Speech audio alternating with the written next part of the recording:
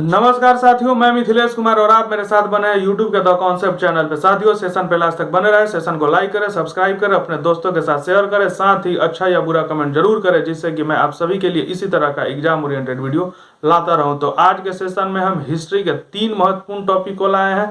पहला टॉपिक का नाम है हार्डिंग बम कांड, दूसरा टॉपिक का नाम है मिंटो मॉर्ले सुधार और तीसरे टॉपिक का नाम है कांग्रेस का लखनऊ अधिवेशन। आज हम इस तीनों टॉपिक से जुड़े हुए जितने भी महत्वपूर्ण पॉइंट्स बनते हैं उसको एक एक करके हम लोग आसानी से कवर करेंगे और इसे हम याद करते भी चलेंगे, क्योंकि हमारा उद्देश्य होता है कि लैंग्वेज में ना करके हम चीज़ों को ग्राफ के माध्यम से लाएं ताकि चीज़ें आसानी से आप लोग याद कर सके। तो आइए चलते हैं आज के टॉपिक की तरफ। तो आज के टॉपिक में हम हार्डिंग बम कांड, मिंटो मॉर्ले सुधार और कांग्रेस का लखनऊ अधिवेशन से जुड़े हुए जितने भी महत्वपूर्ण पॉइंट्स बनते हैं उसको एक एक करके कवर करेंगे। तो आज के सेशन की शुरुआत होती है हार्डिंग बम कांड किस वर्ष घटना हुई थी इसी से, यानी हार्डिंग बम कांड की घटना किस वर्ष को घटित हुई थी। तो वो वर्ष था 23 दिसंबर 1912 ईस्वी को। वर्ष 23 दिसंबर 1912 ईस्वी को हार्डिंग बम कांड की घटना घटित हुई थी। अब दूसरा यहाँ से पॉइंट बनता है कि हार्डिंग बम कांड का अन्य प्रसिद्ध नाम क्या है, या इसे अन्य किस नाम से हम जानते हैं। तो इसे हम दिल्ली षड्यंत्र केस के नाम से भी जानते हैं। तो हार्डिंग बम कांड का दूसरा नाम क्या है, दिल्ली षड्यंत्र केस या हार्डिंग बम कांड प्रसिद्ध है दिल्ली षड्यंत्र केस के नाम से। और दिल्ली षड्यंत्र केस की घटना घटित हुई थी कब, 23 दिसंबर 1912 ईस्वी को। अब हार्डिंग बम कांड से जुड़ा हुआ दूसरा पॉइंट बनता है कि हार्डिंग बम कांड की घटना कहाँ घटित हुई थी, यानी वह स्थान कौन सा था जहां हार्डिंग बम कांड की प्रसिद्ध घटना घटित हुई थी। तो वह स्थान था चांदनी चौक, दिल्ली। इसके पीछे की कहानी यह है कि जब 23 दिसंबर 1912 ईस्वी को लॉर्ड हार्डिंग द्वितीय दिल्ली राजधानी स्थानांतरण के औपचारिक समारोह के अवसर पर दिल्ली में प्रवेश करने के क्रम में लॉर्ड हार्डिंग द्वितीय पर आपको रास बिहारी बोस और उनके साथियों द्वारा बम फेंका गया था। इस बम की घटना में लॉर्ड हार्डिंग द्वितीय घायल हो जाते हैं और इतिहास में यही घटना हार्डिंग बम कांड या दिल्ली षड्यंत्र केस के नाम से प्रसिद्ध हो जाता है। तो अब यहाँ से अगला पॉइंट यही बनता है कि हार्डिंग बम कांड की घटना में मुख्य भूमिका किसने अदा की थी या मुख्य भूमिका किसने निभाई थी। तो वह व्यक्ति थे रास बिहारी बोस, यानी रास बिहारी बोस ही हार्डिंग बम कांड में मुख्य भूमिका निभाई थी। और इसी घटना के बाद रास बिहारी बोस भाग करके जापान चले जाते हैं। यह एग्जाम में पूछा हुआ पॉइंट है, तीनों इसे आप लोग ध्यान में रखेंगे और इसको भी, इसके अन्य नाम को या प्रसिद्ध नाम को भी आप लोग ध्यान में रखेंगे, क्योंकि कभी कभी एग्जाम में विद्यार्थियों को भ्रम की स्थिति में डालने के लिए हार्डिंग बम कांड शब्द का प्रयोग न करके दिल्ली षड्यंत्र केस लैंग्वेज का प्रयोग करता है। तो आप लोग कंफ्यूज नहीं होइएगा और इसे आप लोग याद रखेंगे दिल्ली षड्यंत्र केस को, तो आंसर आसानी से देने की स्थिति में रहेंगे। अब यहाँ से अगला पॉइंट बनता है कि हार्डिंग बम कांड में कितने व्यक्ति को अभियुक्त बनाया गया था। तो व्यक्ति कितने थे, 13 व्यक्ति। 13 व्यक्ति लॉर्ड हार्डिंग द्वितीय बम कांड में आपको अभियुक्त बनाए गए थे। अब यहाँ से अगला पॉइंट बनता है कि लॉर्ड हार्डिंग बम कांड में शामिल व्यक्ति कौन थे। शामिल व्यक्तियों का नाम भी ध्यान में रखना है, क्योंकि यह एग्जाम में पूछा हुआ क्वेश्चन है और पूछा ऐसे क्वेश्चन है कि लॉर्ड हार्डिंग बम कांड में इनमें से कौन कौन से व्यक्ति शामिल थे। तो आप नाम जानेंगे तब इसका जवाब दे पाएंगे। तो आइए हम इनका नाम बताते हैं। पहला व्यक्ति था मास्टर अमीर चंद, दूसरा थे दीनानाथ, तीसरा थे बाल मुकुंद, चौथा थे अवध बिहारी, पांचवा थे बसंत कुमार और छठा थे बलराज भैया। तो इसे आप लोग फिर से रिकॉल करें, मास्टर अमीर चंद, दीनानाथ, बाल मुकुंद, अवध बिहारी, बसंत कुमार और बलराज मिश्र। इसको याद करने के लिए आप लोगों को मैं बताता हूं आसान तरीका कि ब से 3 नाम शुरू है, तो बाल मुकुंद, बसंत कुमार और बलराज भैया। और मास्टर अमीर चंद, तो यहाँ से अ से ध्यान रखेंगे, अमीर चंद और अवध बिहारी। और 10 से 1 है दीनानाथ, यानी 6 व्यक्ति हैं जो हार्डिंग बम कांड में शामिल थे। तो इसको एक बार फिर से रिकॉल करते हैं। बाल मुकुंद, बसंत बिहारी नहीं, बाल मुकुंद, बसंत कुमार, बलराज भैया, अमीर चंद, अवध बिहारी और आपको दीनानाथ, ये सभी व्यक्ति हार्डिंग बम कांड में शामिल थे। अब आता है कि हार्डिंग बम कांड में कौन सरकारी गवाह बन गया था, तो वो थे दीनानाथ। यही दीनानाथ जो थे जब गिरफ्तार हुए थे तो सरकारी गवाह बन गए थे और इन सभी के विरुद्ध गवाह इन्होंने दिया था। तो सरकारी गवाह कौन बन गए थे? दीनानाथ। अब हम चर्चा करेंगे मिंटो मॉर्ले सुधार 1909 से जुड़े हुए जितने भी पॉइंट्स बनते हैं।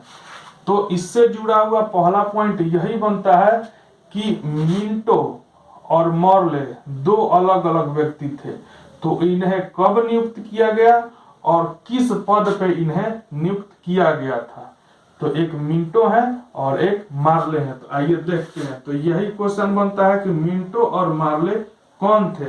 तो मिंटो को वायसराय के पद पर नियुक्त किया गया था और मार्ले को भारत सचिव के पद पर नियुक्त किया गया था।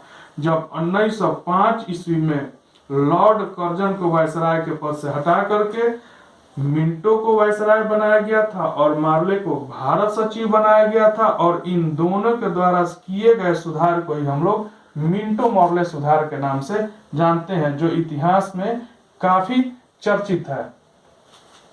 तो क्या नाम है इन दोनों का? मिंटो और मॉर्ले। और मिंटो और मॉर्ले के द्वारा किए गए सुधार को ही हम लोग मिंटो मॉर्ले सुधार 1909 के नाम से जानते हैं। और मिंटो मॉर्ले सुधार का एक अन्य नाम भी है। इस अन्य नाम को भी ध्यान में रखेंगे, क्योंकि अगर एग्जाम में मिंटो मॉर्ले नहीं देता है और दे दे कि भारतीय परिषद अधिनियम 1909 को अन्य किस नाम से जानते हैं, तो भारतीय परिषद अधिनियम 1909 को हम लोग मिंटो मॉर्ले सुधार के नाम से जानते हैं, या मिंटो मॉर्ले सुधार का अन्य नाम है भारतीय परिषद अधिनियम 1909। तो मिंटो मॉर्ले सुधार का सबसे बड़ा दोष क्या था, या मिंटो मॉर्ले सुधार में क्या प्रावधान किया गया था कि यह इतिहास में इतना चर्चा में रहा है। और इसी के संबंध में गांधी जी ने भी एक टिप्पणी की थी। तो पहले देखते हैं कि इसमें प्रावधान क्या था, या इस मिंटो मॉर्ले सुधार में क्या दोष था। तो यह वही सुधार था जिसके तहत सांप्रदायिकता के आधार पर मुसलमानों को पृथक निर्वाचन मंडल की व्यवस्था प्रदान की गई थी। क्या की गई थी? सांप्रदायिकता के आधार पर मुसलमानों को पृथक निर्वाचन मंडल की व्यवस्था इसी मिंटो मॉर्ले सुधार के तहत प्रदान की गई थी, जिससे महात्मा गांधी जी ने गुस्सा होकर एक टिप्पणी की थी। तो यह टिप्पणी काफी इतिहास में महत्वपूर्ण है। तो यही मैंने आगे लिख रखा है कि मिंटो मॉर्ले सुधार से संबंधित कथन किसका? गांधी जी का। तो गांधी जी ने क्या कथन यानी क्या कहा था? तो मिंटो मॉर्ले ने हमारा सर्वनाश कर दिया। तो कैसे सर्वनाश कर दिया कि सदियों से बनाई राष्ट्रीय एकता को एक चोट में इसने समाप्त कर दिया। यानी गांधी जी ने कहा था कि जो मिंटो मॉर्ले सुधार के तहत मुसलमानों को सांप्रदायिकता के आधार पर जो पृथक निर्वाचन मंडल प्रदान किया गया था, इस पृथक निर्वाचन मंडल की वजह से ही सदियों से बनाई गई राष्ट्रीय एकता यानी हिंदू और मुस्लिम के एकता को इसने एक चोट में समाप्त कर दिया। तो इससे गांधी जी काफी दुखी थे मिंटो मॉर्ले सुधार से। तो हमने हार्डिंग बम कांड और मिंटो मॉर्ले सुधार दोनों के पॉइंट्स को कवर कर लिया। अब हम देखेंगे कि कांग्रेस के लखनऊ अधिवेशन जो कि वर्ष 1916 में हुआ था, और यह कांग्रेस का लखनऊ अधिवेशन कहाँ हुआ था? यूपी में, और वर्ष था 1916। तो इससे जुड़ा हुआ प्रथम क्वेश्चन यही बनता है, और कई बार एग्जाम में यह पूछा है कि कांग्रेस के लखनऊ अधिवेशन की अध्यक्षता किसने की थी? तो अंबिका चरण मजूमदार ने किया था। यानी अंबिका चरण मजूमदार ही वह प्रथम व्यक्ति थे जिन्होंने कांग्रेस के लखनऊ अधिवेशन की अध्यक्षता की थी। यहाँ एक बात आप लोग ध्यान में रखेंगे, ये कभी कभी पूछ देता है कि जो कांग्रेस का लखनऊ अधिवेशन हुआ था वह लखनऊ किस राज्य में स्थित है? तो आप सभी लोग जानते होंगे कि उत्तर प्रदेश में स्थित है। तो 2 पॉइंट हो गया। कांग्रेस का लखनऊ अधिवेशन 1916 में हुआ था। कांग्रेस के लखनऊ अधिवेशन की अध्यक्षता अंबिका चरण मजूमदार ने किया था। अब यहाँ कांग्रेस के लखनऊ अधिवेशन में पुनर्मिलन हुआ था। ध्यान देंगे, कांग्रेस के लखनऊ अधिवेशन जो कि 1916 में हुआ था, उसमें पुनर्मिलन किसमें हुआ था? गरम दल और नरम दल। यानी कांग्रेस जो 1907 में सूरत अधिवेशन में अलग अलग हो गया था, गर्म दल और नरम दल में, यानी उदारवादी और अतिवादी के रूप में। तो इसी कांग्रेस के लखनऊ अधिवेशन में फिर से गर्म दल और नरम दल का पुनर्मिलन होता है, यानी फिर से ये एक हो जाते हैं। और इसे मिलाने का महत्वपूर्ण भूमिका यानी महत्वपूर्ण शिल्पी कौन थे? तो एनी बेसेंट और बाल गंगाधर तिलक, यानी कांग्रेस का गर्म दल और नरम दल को मिलाने में महत्वपूर्ण भूमिका निभाई थी एनी बेसेंट और बाल गंगाधर तिलक ने। अब देखते हैं कि कांग्रेस के लखनऊ अधिवेशन में एक समझौता भी हुआ था, और ये समझौता किन दलों के मध्य हुआ था? तो दल थे एक भारतीय राष्ट्रीय कांग्रेस और दूसरा मुस्लिम लीग। इन दोनों ने कांग्रेस के लखनऊ अधिवेशन में ही समझौता किया था। तो इसमें भी महत्वपूर्ण भूमिका किसने निभाई थी समझौता कराने में? तो यहाँ से समझौता न दे करके यहाँ पे दे देता है कि मुख्य शिल्पी की भूमिका किसने निभाई थी। तो आप लोग कंफ्यूज नहीं करेंगे, या समझौता दे दे या शिल्पी दे दे, यानी ऐसे क्वेश्चन पूछेगा कि कांग्रेस और मुस्लिम लीग के मध्य जो समझौता हुआ था उसमें मुख्य शिल्पी की भूमिका किसने निभाई थी?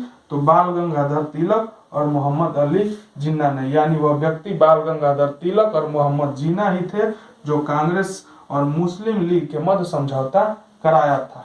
अब समझौता तो हो गया कांग्रेस और मुस्लिम लीग के मध्य, तो यह समझौता कब तक बना रहा? तो असहयोग आंदोलन तक यह समझौता बना रहा कांग्रेस और मुस्लिम लीग के मध्य। यह भी एग्जाम में पूछा हुआ है, यह भी एग्जाम में पूछा हुआ है, यह भी एग्जाम में पूछा हुआ है, यह भी एग्जाम में पूछा हुआ है। या आपसे एक और क्वेश्चन करेगा कि कांग्रेस और मुस्लिम लीग के मध्य जो समझौता हुआ था उनके बीच मतैक्य का काल, यानी उन दोनों के मत कब तक एक जैसे थे या एक जैसे बने रहे? तो 1916 से 1922 तक, यानी असहयोग आंदोलन के समाप्त होने के बाद ये फिर से दोनों दल अपनी अपनी राहें अलग अलग कर लिए और अपने हिसाब से इन्होंने अपना काम करना शुरू कर दिया। अब इसी कांग्रेस के लखनऊ अधिवेशन में राजकुमार शुक्ला गांधी को चंपारण समस्या से अवगत कराते हैं। यह भी एग्जाम में पूछा हुआ है कि राजकुमार शुक्ला गांधी जी से प्रथम बार कब मिलते हैं और कहां मिलते हैं? तो कांग्रेस के लखनऊ अधिवेशन में, वर्ष था 1916। और यहां से दूसरा क्वेश्चन ऐसे बनता है कि गांधी जी को चंपारण समस्या से अवगत राजकुमार शुक्ला ने कांग्रेस के किस अधिवेशन में कराया था? तो कांग्रेस के लखनऊ अधिवेशन में कराया था। अब यहां से क्वेश्चन बनेगा या क्वेश्चन बनते हैं कि 19 स्मरण पत्र से आप क्या समझते हैं? यानी कांग्रेस के लखनऊ अधिवेशन में एक 19 स्मरण पत्र भी आया था सामने देखने को। तो इसका मतलब हो गया कि दोनों दलों यानी मुस्लिम लीग और कांग्रेस, दोनों दलों के राजनीतिक विचारों को साकार रूप दिया गया और इन दोनों दलों के राजनीतिक विचारों को साकार रूप देने के क्रम में एक पत्र लिखा गया था। इसी पत्र को हम लोग 19 स्मरण पत्र के नाम से जानते हैं। तो क्या कहते हैं? कांग्रेस और मुस्लिम लीग के समकालीन राजनीतिक विचारों को साकार रूप दिया गया था एक पत्र पर, और इसी पत्र को हम लोग 19 स्मरण पत्र के नाम से जानते हैं। अब कांग्रेस के लखनऊ अधिवेशन से अगला पॉइंट यह बनता है कि कांग्रेस ने पहली बार पृथक निर्वाचन मंडल की मांग को स्वीकार किया था। यानी अब तक कांग्रेस ने मुसलमानों द्वारा मांग किया गया था पृथक निर्वाचन मंडल का स्वीकार नहीं किया था। इसी कांग्रेस के लखनऊ अधिवेशन में कांग्रेस ने पहली बार मुसलमानों ने जो पृथक निर्वाचन मंडल की मांग की थी उसे स्वीकार किया था। तो ये भी क्वेश्चन बने हैं कि कांग्रेस ने पहली बार कब मुसलमानों के पृथक निर्वाचन मंडल की मांग को स्वीकार किया था? तो कांग्रेस के लखनऊ अधिवेशन में। और जैसे ही कांग्रेस ने मुसलमानों के पृथक निर्वाचन मंडल के स्वीकारा, जिससे भावी राजनीति में सांप्रदायिकता का मार्ग प्रशस्त हो गया। यानी कि कांग्रेस ने जब पृथक निर्वाचन मंडल की मांग स्वीकार कर लिया, और यही वजह था या यही कारण था कि जब कांग्रेस ने स्वीकार किया तो स्वीकार करने के कारण ही मुसलमानों के द्वारा अपने भावी राजनीति में सांप्रदायिकता का मार्ग प्रशस्त कर दिया और वो अपने हिसाब से काम करने लगे, और मुसलमानों का हित ही उनके लिए सर्वोपरि रहा, जिसके कारण आगे चल करके भारत का विभाजन हुआ था। तो आज हमने हार्डिंग बम कांड, मिंटो मरले सुधार और कांग्रेस के लखनऊ अधिवेशन से जितने भी एग्जाम ओरिएंटेड पॉइंट थे या एग्जाम में पूछे हुए क्वेश्चन थे उसको हमने कवर किया। आप लोग इसे बार बार रिकॉल करेंगे, लिख करके पढ़ेंगे तो यह आसानी से आप लोगों को याद हो जाएगा और यहाँ से एग्जाम में क्वेश्चन आएंगे तो मेरा दावा है कि एक भी क्वेश्चन यहाँ से नहीं छूटेंगे। तो साथियों अब हम अगले सेशन में मिलेंगे एक नए और इंटरेस्टिंग एग्जाम ओरिएंटेड टॉपिक के साथ। तब तक के लिए जय हिंद, वंदे मातरम।